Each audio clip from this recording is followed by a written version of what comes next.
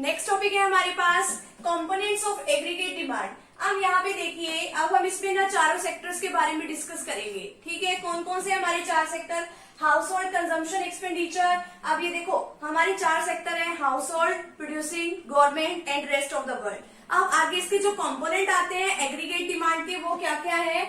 House hold consumption expenditure, house hold consumption expenditure, government consumption expenditure, investment and net export. ठीक है, अब यहाँ पे देखिए सबसे पहला हमारे पास है हाउस होल्ड कंजम्पशन एक्सपेंडिचर। ये ऐसा मतलब एक्सपेंडिचर, एक्सपेंडिचर का मतलब क्या होता है? खर्चा। ये एक ऐसा खर्चा है जो कि हाउस होल्ड यानी कि हाउस होल्ड या फिर हम कह सकते हैं प्राइवेट सेक्टर में किया हो। किसके लिए? गुड्स या फिर सर्विसेज जो है एक अकाउंटिंग ईयर में यानी कि एक साल के दौरान जितना भी जो प्राइवेट सेक्टर है या हाउस होल्ड सेक्टर है, उन्होंने एक साल के दौरान जितनी भी गुड्स और सर्विसेज को खरीदने में जो भी खर्चा किया है वो इसके अंदर आता है। ठीक है, अब आगे क्या है? Government consumption expenditure. अब जो गवर्नमेंट ने खर्चा किया है, गवर्नमेंट जो वो खर्चा किस किस गुड्स पे कर सकती है?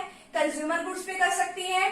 Expenditure incurred by government on consumer goods and capital goods. अब कंज्यूमर गुड्स तो कौन सी होती है? अब जो कंज्यूमर के लिए उसने जो खर्चा किया है। अब ठीक है, आगे जो है कैपिटल गुड्स कौन सी होती है? जो कि एक इन्वेस्टमेंट के तौर पे माना जाता है, जैसे मशीनरी के ऊपर जो खर्चा कर दिया या कहीं। अब तो जो गवर्नमेंट है वो किस तरीके का खर्चा कर सकती है? हाईवे बनवाने पे खर्च कर सकती है, रोड्स बनवाने पे, फ्लाईओवर्स बनवाने में, पावर प्लांट लगाने में खर्चा कर सकती है।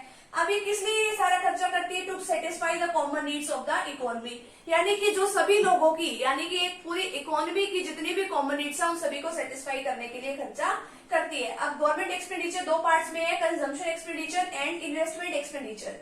अब ये तो कौन सा खर्चा होता है? कंजम्पशन एक्सपेंडिचर ये एक ऐसा खर्चा है जो कि पब्लिक नीड्स को पूरा करने के लिए किया जाता है। It is incurred to meet public needs, जैसे कि लॉ और ऑर्डर को मेंटेन करने के लिए एजुकेशन के ऊपर खर्च करना पड़ता है, हेल्थ के ऊपर जो खर्च करना पड़ता है, ये सब। ठीक है, आगे इन्वेस्टमेंट एक्सपेंडिचर जो है हाईवे बनवाने के लिए जो खर्च किया, रोड्स बनवाने के लिए, पावर प्लांट लगाने के लिए। आगे क्या है?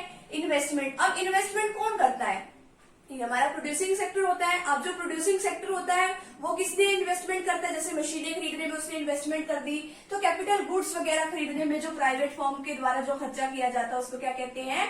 इन्वेस्टमेंट। ठीक है, अभी इससे आगे हमारा प्रोडक्शन कैपेसिटी वो भी इंक्रीज हो जाती है। नेट एक्सपोर्ट का मतलब क्या होता है?